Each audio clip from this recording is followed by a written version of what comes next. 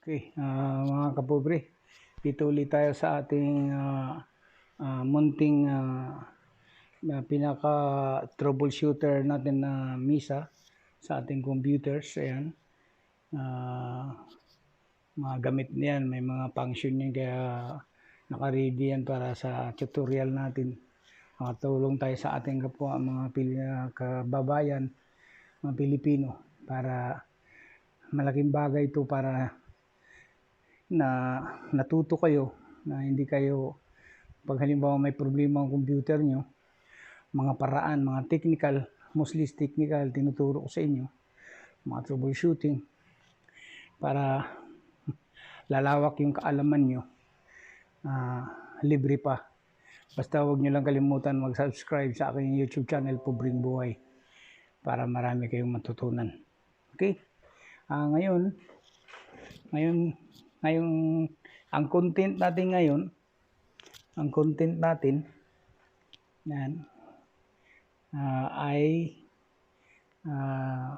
yung tinuro ko kahapon na pag-remove sa antivirus, pag-remove sa password sa Windows.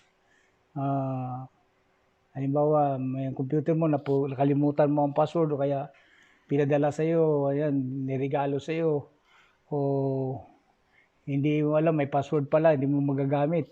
O kaya, kapitbahay mo, kasin mo, na nakalimutan na, umalis na, pumunta na ng Amerika, tapos may password. Siyempre, kadalasan, ipa-format mo na lang. So, nandun yung, natin, yung paano pag-remove noon. Actually, maraming paraan sa pag-remove ng password. Mayroong installer lang ng Windows. Kaya nating tanggalin yon. Pero, ayaw ko ituro yon. Kasi once magkamali ka, tagal, marami kang gagalawin doon. Pag hindi mo, mamaya nagkamali ka, lalong nasira. Kaya binigyan ko kayo ng easiest way, yung pinaka-simpleng paraan na hindi kayo maghihirap. Okay? Ngayon, isang senaryo. Ang content natin ngayon, paano? Halimbawa sa isang office, sa isang opisina, ikaw lang ang naiwan o dalawa kayo ang nasa admin kayo nagtatrabaho. Tapos yung isang computer ang kasama mo, andun lahat yung mga important files na ginagamit nyo sa transaction sa company niyo. Bigla siya nagkaroon ng sakit, nag-sick leave ba siya? Ngayon, on that particular day, kailangan mo nang makuha yung files na yon sa computer niya para hindi mag-collapse yung yung transaction niyo sa company. O kaya nagbigla siyang umuwi, gano'n, hindi niyo makontak. So, pero mababalik yun. Ang problema, kailangan niyo na yung files na yon, yung program na yon. Pwede mo kasi i-bypass siya. Gagamit ka ng additional Windows. Pero magkakaroon ka ng file restriction. Mahirapan ka. Hindi mo siya totally open na single users ka, lahat ng privilege na pwede mo nang gamitin. So ito ang pinaka-the best. Kailangan wag mo siyang i-remove ang password. Kasi pagdating niya, magagalit yun. Pinakailaman nyo yung computer niya. Isa pa, ang computer, once na ginalaw mo, kung marunong yan siya, tingnan niya yung current event, lalabas doon yung 1025 users delete, users copied, magkaroon doon, nakikita niya, ginamit mo yung computer niya. Hindi naman lahat kasi hindi alam yun eh. So, makakita siya, ba't nyo pinakailaman yung computer ko, lalo na kung ang may-ari masungit. O kaya, pero mayroon ka namang utos sa inyong mataas sa inyo, sa direktor na kailangan nyo yung files na yun. Pero para hindi kayo mag-aaway, sabi niya, bakit pinakailaman nyo, binuksan nyo? Kasi privacy niya yon. Pero sa company na computer yun, importante lang doon, makuha mo yung files. Ang gagawin mo na lang, kailangan meron kang extra hard disk. Ito yung hard disk. SATA. Depende sa size. Halimbawa, yung naka-install na ginagamit mo is 500 GB, at least 500 GB din yung ano mo. Huwag maliit kasi mamaya maraming files doon. O kaya mas better kung halimbawa 300 lang siya, 500 to, o kaya 500 siya, 1 tera to. Ang ituturo ko, gagawin mo siyang slave. Ito, magkuklone ka. Gagamit tayo ng cloning. Bakit kailangan natin ng cloning? Para makuha mo lahat yung image. Kung anong mayroon laman sa hard disk niya, makuha mo. Ang purpose dito, once na-clone mo na, pwede mo na siyang i-remove ang password dito na sa hard disk na binack-up mo, gi-clone mo yung ano niya, hard disk niya. So, kahit anong gagawin mo sa gi-clone mo, kahit anong pang gagawin mo dyan, tinanggalan mo na rin siya ng password dito sa ano mo, malaya ka, hindi kanya papagalitan kasi hindi mo ginalaw yung computer niya. Hindi magkakaroon ng record sa Windows niya na ginalaw mo yan. Di ba? Ganun yun. Hindi ko kayo tinuturuan maging hacker, ha. Ginagawa ko to sa dami ng pinanggalingan ko na kumpanya. Yung bigyan ko kayo ng sample, yung pinakamalupit na mga restrictions, talagang very protected yung mga airport na computers, mga program. Kung masyadong matindi ang kanilang restrictions sa pagdating sa computer. Di ka pwede gumamit ng mga USB, mga saksak mo dyan, automatic mag-shutdown ng computer. Kasi nadala na sila nung araw, mayroong isang hacker na tinira yung server, binura, malaking problema yun.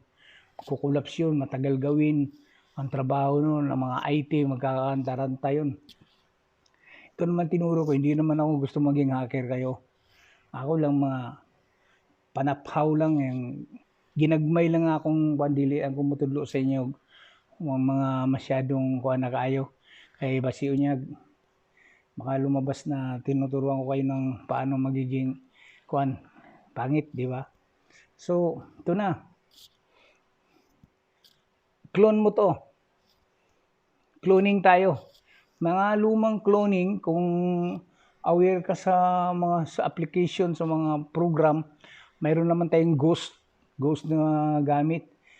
Pero hindi ako gumagamit ng ghost. Ang ginagamit ko sa Acronis, Symantec.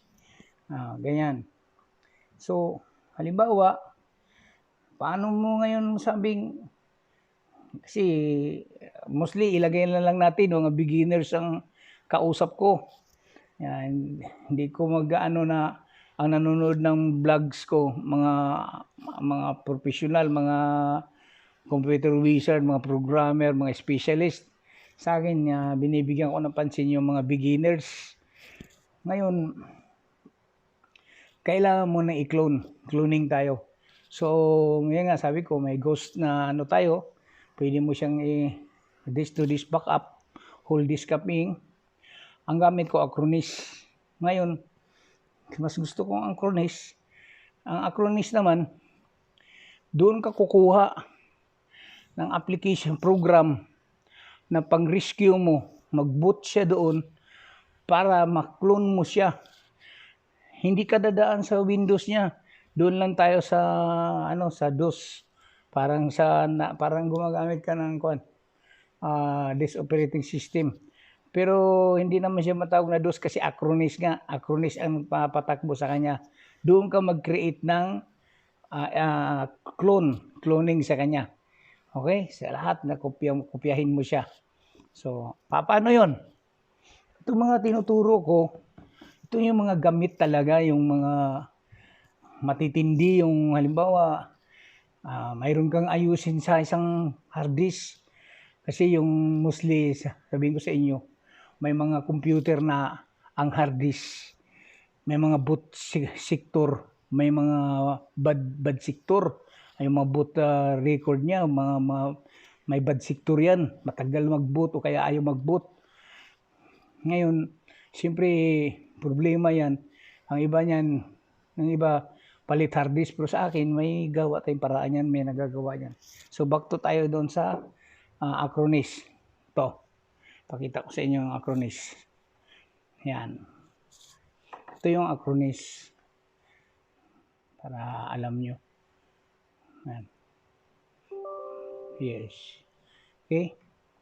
Hindi kailangan basta importante meron kang Acronis. Yan. Andyan yung mga features, mga tools ng Acronis. Mayroon dyan sa clone disk. Yan nakalagay clone disk. Rescue. Mayroong Acronis Universal Restore. Parallel access. May ano siya, marami siyang system cleanup. Yan, Acronis service soon. Yan, may driver cleaner siya. Yan. Ang piliin mo dito, ito, Acronis Rescue.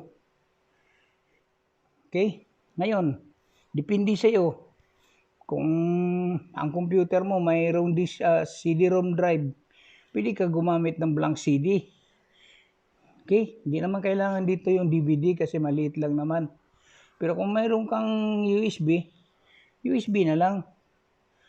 Okay? 1 GB ba na USB o ano bang mayroon dyan? Hindi naman malaking file to. So, i-click mo to. Rescue Media. Ayan ha. Rescue Media Builder. Pag i-click na natin yan,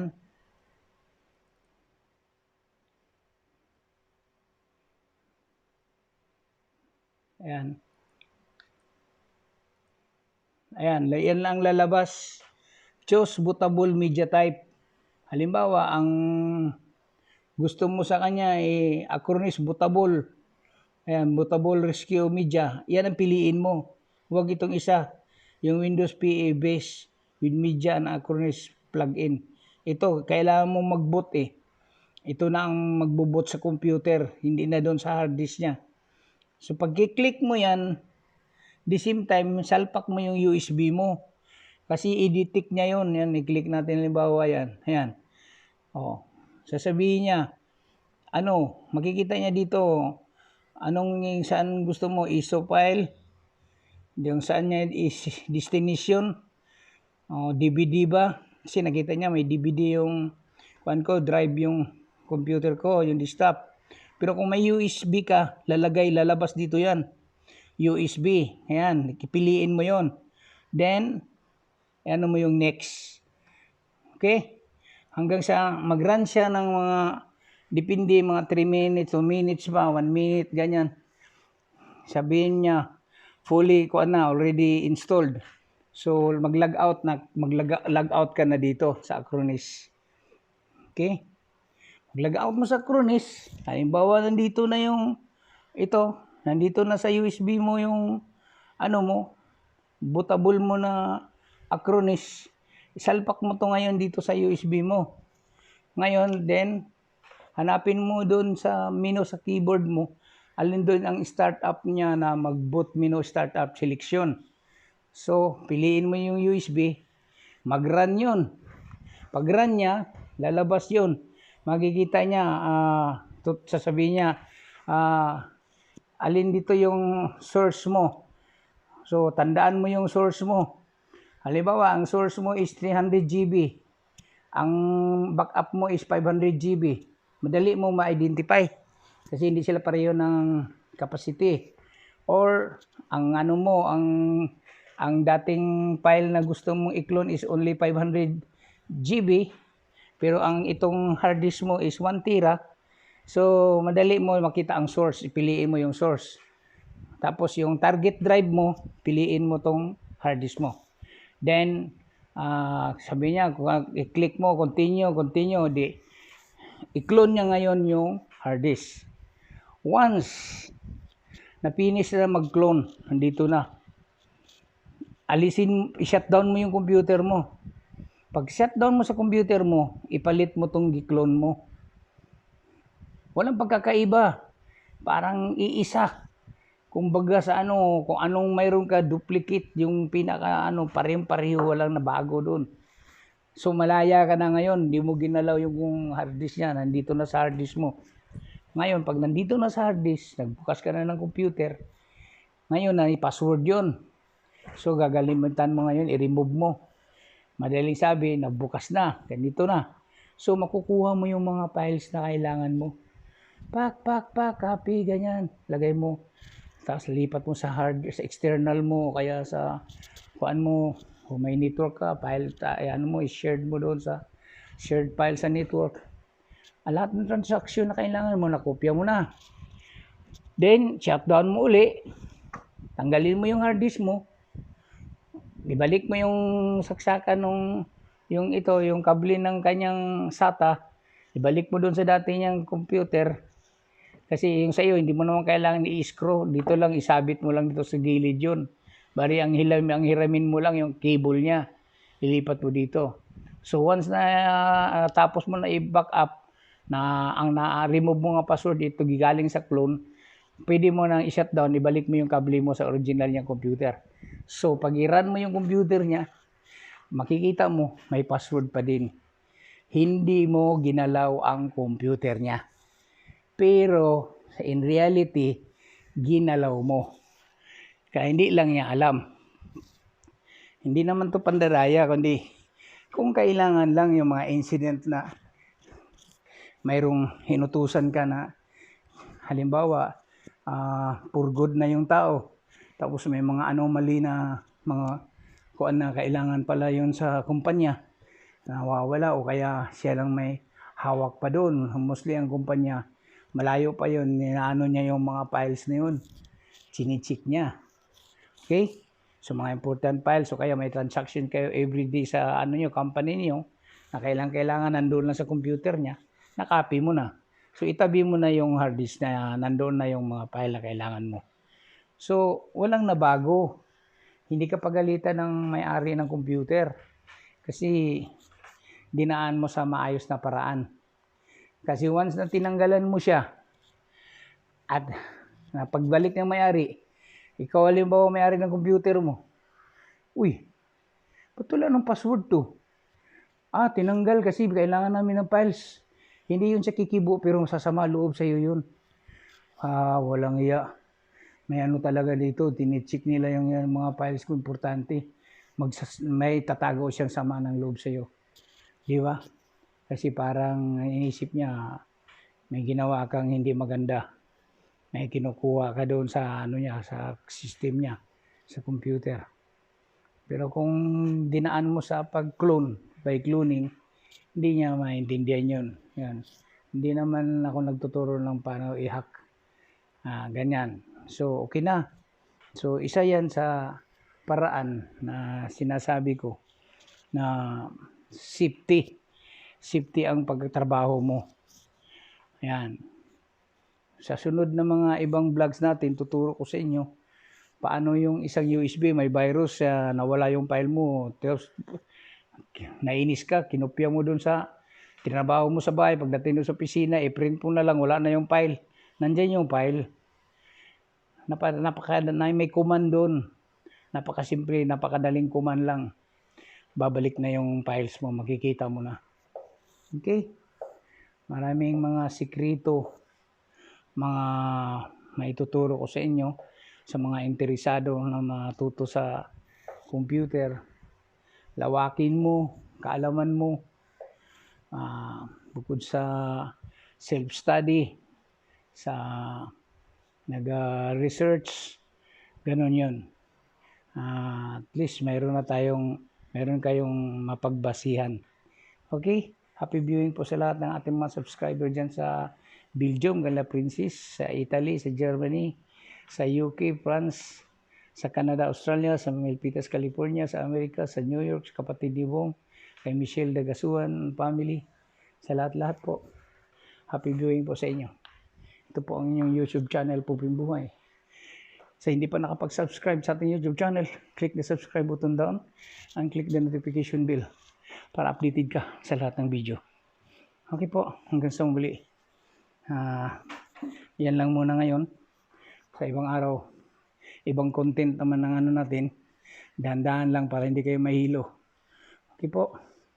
At least, sinumpisahan ko na po i-share sa inyo yung aking munting kaalaman sa aking mga subscriber.